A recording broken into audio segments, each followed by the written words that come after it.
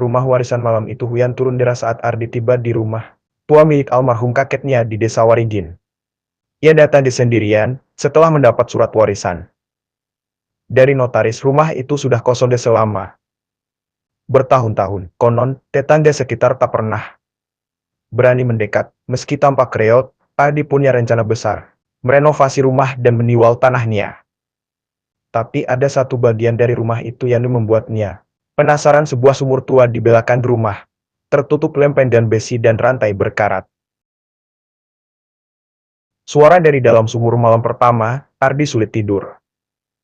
Anjing menderu dan pohon bambu bergesekan, menimbulkan suara seperti bisikan. Sekitar pukul 2 dini hari, ya. Terbangun karena mendengar sesuatu dari belakang rumah. "Ton, keluarkan kami!" Ardi tertegun. Sumber suara berasal dari sumur. Ia mengangkat senter dan berjalan ke belakang. Rantai penutup sumur bergetar perlahan, seperti ada sesuatu yang mencoba keluar dari bawah. Tapi ketika didekati, suara itu menjilan. Ia tertawa gugup, menyangka hanya imajinasinya. Cerita dari Buyati. Keesokan paginya, Ardi menemui tetangga terdekat, Buyati, wanita tua yang dimengenal keluarganya. "Apa kau membuka sumurnya?" tanya Buyati dengan nada panik. "Belum, tapi semalam aku dengar suara." Wajah Buyati langsung dipucat. "Yang pernah buka sumur itu?" "Nah, itu bukan sumur biasa. Dulu, kakekmu menyembunyikan sesuatu di sana.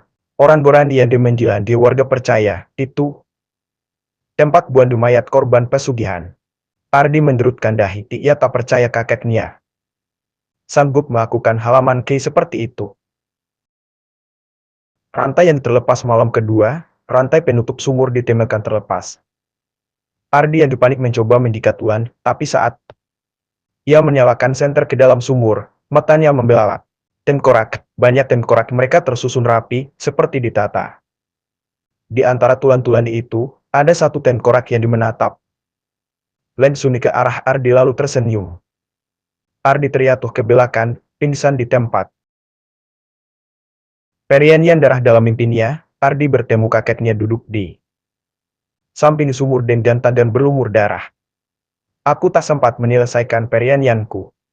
"Tapi kau bisa." "Apa maksud kakek?" "Beri mereka darah, atau mereka akan keluar mencarimu." Ardi terbangun dengan napas terendah. Di tangannya, ada goresan luka, padahal ia tak ingat melukai diri. Korban pertama pagi harinya, tukang bangunan yang dikontrak Ardi, ditemukan mati tergantung di pohon belakang rumah, tepat menghadap ke arah sumur. Tubuhnya pucat, dan lidahnya tergigit hingga putus. Polisi mengira bunuh diri, tapi Ardi tahu ini peringatan. Malamnya, ia mendengar langkah kaki dari loteng. Ketika disusul, ia melihat kaki basahian berakhir di depan pintu kamar. Saat dibuka tak ada siapa-siapa, tapi cermin di kamar menunjukkan bayangan wanita tanpa wajah berdiri di belakangnya.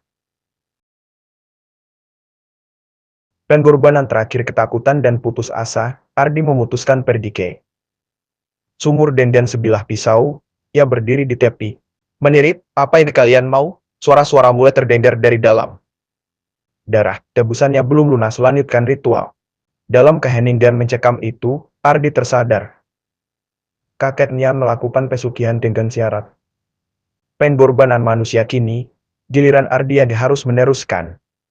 Tapi Ardi menolak. Ia memercikkan bensin di sekitar sumur dan membakar semuanya. Api membumbung di tinggi, terdengar iritan dari dalam bumi. Ia pingsan karena asap. Penutup yang terbuka ketika terbangun, rumahnya hangus. Tapi sumur itu tidak rusak sedikit pun.